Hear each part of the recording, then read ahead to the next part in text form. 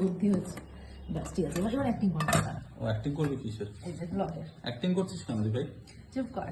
ভাই অ্যাক্টিং করছিস অ্যাক্টিং কেন? না, আমি খুলে খাবার দিলাম তো। এসছে ওইটা। হ্যাঁ, আমি খুলে দিলাম তো, তুই আমি পাচ্ছিস না তো?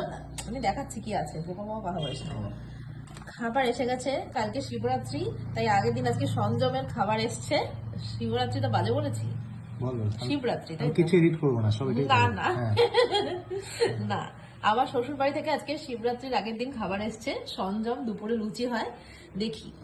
এবার আটার লুচি মানে আহ, এটা কোমরের তরকারি। গরম গরম সবজি, আলু কুমড়োর তরকারি, সবজি আর আমাদের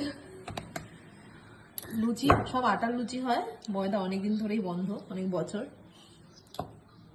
ও এগুলো পুরো ও লুচি লুচি লুচি, কি মজা। চলো বসে পড়ো।